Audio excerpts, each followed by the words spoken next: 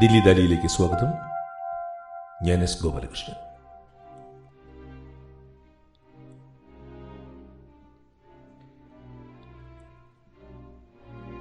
സംഗീത ചരിത്രത്തിലെ ഏറ്റവും വലിയ പ്രണയ പ്രാർത്ഥന, വാലന്റൈൻസ് ഡേ പോഡ്കാസ്റ്റ്.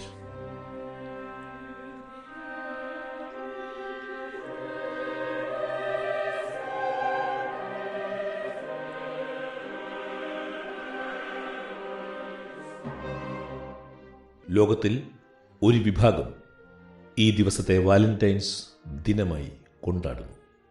പ്രണയത്തിനായുള്ള ഒരു ദിനമായി. ഞാൻ രാവിലെ മുതൽ ആലോചിക്കുകയായിരുന്നു, ഇന്നൊരു പോഡ്കാസ്റ്റ് ചെയ്യുന്നുവെങ്കിൽ അത് എന്തായിരിക്കണമെന്ന്. എൻ്റെ പ്രണയത്തെക്കുറിച്ച് പറയേണ്ട എന്ന് ആദ്യം തന്നെ ഞാൻ തീരുമാനിച്ചിരുന്നു. അത് എനിക്ക് പ്രിയങ്കരമാണെങ്കിലും പോഡ്കാസ്റ്റിൻ്റെ ശ്രോതാക്കൾക്ക് സർവ്വസാധാരണമായ ഒന്നായി അത് മാറും, എനിക്ക് തീർച്ചയാണ്. രാവിലെ ഞാൻ ചെഗുവേരയുടെ പ്രണയ ജീവിതത്തെക്കുറിച്ചും വായിക്കുകയായിരുന്നു. മരിക്കുന്നതിനല്ല, തൂക്കിക്കൊല്ലപ്പെടുന്നതിന് 4 ദിവസങ്ങൾക്ക് മുൻപ് ഭഗത് സിംഗ് സുഖ്ദേവിന് അയച്ച കത്തിൽ തൻ്റെ പ്രണയ സങ്കല്പത്തെക്കുറിച്ച് പറഞ്ഞതും ഞാനൊന്ന് വായിച്ചു നോക്കി. 54-ാമത്തെ വയസ്സിൽ ചാർലി ചാപ്ലിന് യുനോ ഒനീൽ എന്ന 14-കാരിയോട് തോന്നിയ പ്രണയത്തെക്കുറിച്ച് പറഞ്ഞാലോ എന്നും ആലോചിച്ചു നോക്കി. ഏതായാലും പോഡ്കാസ്റ്റ് കേൾവിയുടെ ഒരു മാധ്യമമാണ്. ഏതിനായിരിക്കും കൂടുതൽ പ്രസക്തി? ശബ്ദത്തെ പ്രണയിച്ച് അവസാനം ശബ്ദത്തിനുടമയായ യേശുദാസിനെ പ്രണയിച്ച പ്രഭയുടെ പ്രണയകാലത്തെക്കുറിച്ച് പറഞ്ഞാലോ? അങ്ങനെ ഓരോന്ന് ആലോചിച്ചിരിക്കുമ്പോഴാണ് പണ്ടെങ്ങോ വായിച്ച ഒരു ലേഖനവും അതിനനുബന്ധമായ സംഗീതഖണ്ഡത്തിൽ ഒരു കാമുകി വിശ്വപ്രസിദ്ധനായ കാമുകനു വേണ്ടി പാടിയ ഗാനശകലവും കേട്ടത് ഓർമ്മയിലേക്ക് വന്നത്. ഇന്ന് രാവിലെ ഞാനത് വീണ്ടും കേട്ടു. മഹാനായ വോൾഫ്ഗാങ് അമേഡിയോസ് മൊസാർട്ട് തൻ്റെ കാമുകിയെ തനിക്ക് നൽകിയതിന് ദൈവത്തിന് നന്ദി പറഞ്ഞുകൊണ്ട് സംവിധാനം ചെയ്ത ശബ്ദശില്പമായിരുന്നു great mass in C minor എന്നറിയപ്പെടുന്ന മനോഹര സംഗീത ശില്പം.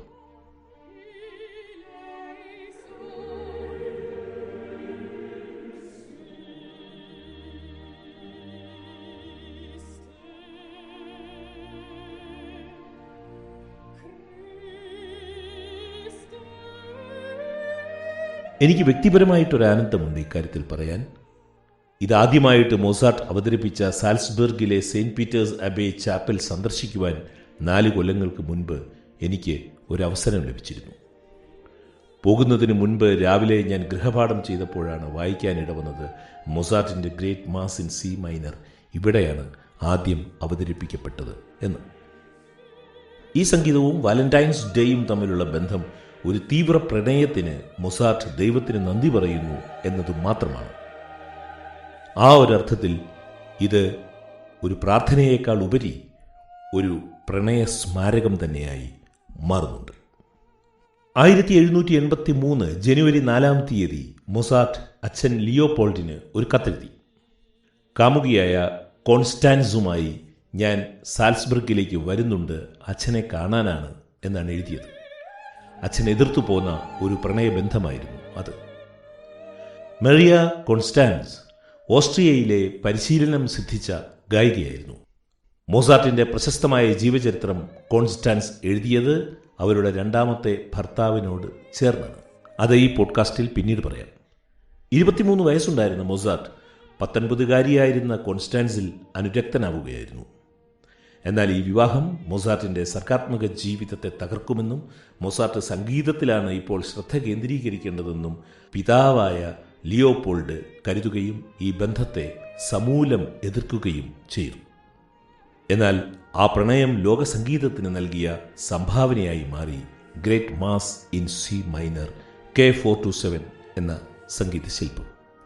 ഇന്നത്തെ പോഡ്കാസ്റ്റിൽ ഞാൻ ഉൾപ്പെടുത്തിയിരിക്കുന്ന സംഗീത ഭാഗങ്ങൾ റേഡിയോ ഫിൽഹാർമോണിക് ഓർക്കസ്ട്ര 2 കൊല്ലങ്ങൾക്ക് മുൻപ് അവതരിപ്പിച്ച മാസ് ഇൻ സി മൈനറിൽ നിന്നുള്ള ഭാഗങ്ങളാണ്.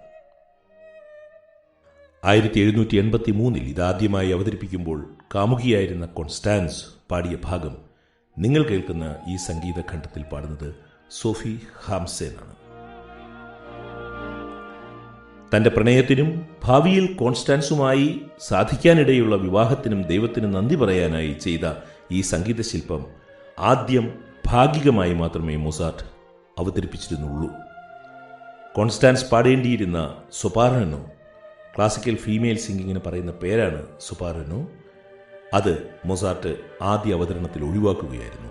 അച്ഛൻ വിവാഹത്തിന് സമ്മതിച്ചിട്ടേ ആ ഭാഗം പൂരിപ്പിക്കൂ എന്ന് മകൻ കരുതി. പിന്നീട് സാൽസ്ബർഗിൽ അച്ഛനുള്ള ഒരു സദസ്സിന് മുൻപിൽ വെച്ച് അവതരിപ്പിച്ചപ്പോൾ കോൺസ്റ്റാൻസിനോട് അത് പാടുവാൻ മൊസാർട്ട് അഭ്യർത്ഥിക്കുകയായിരുന്നു. അച്ഛൻ അവളുടെ കഴിവിൽ തൃപ്തിപ്പെടും എന്നാണ് മകൻ കരുതിയത്. പക്ഷേ കർക്കശക്കാരനായിരുന്ന അച്ഛൻ എന്നിട്ടും അടങ്ങിയില്ല. നല്ല വിദ്യാഭ്യാസമുള്ള, സുന്ദരിയായ, ഏറ്റവും ഭംഗിയായ ഫ്രഞ്ചും ഇറ്റാലിയനും മാതൃഭാഷയായ ജർമ്മനും സംസാരിക്കുന്ന, നല്ല ഗായികയായ, നന്നായി വസ്ത്രധാരണം ചെയ്യുന്ന ഈ പെൺകുട്ടിയെ അച്ഛൻ എതിർക്കുന്നത് എന്തിന് എന്ന് ഒരിക്കലും മൊസാർട്ടിന് മനസ്സിലായില്ല. അവസാനം ലിയോപോൾഡിന്റെ എതിർപ്പിനെ അവഗണിച്ച് മൊസാർട്ട് കോൺസ്റ്റാൻസിനെ വിവാഹം ചെയ്തു 1782 വേനലിൽ.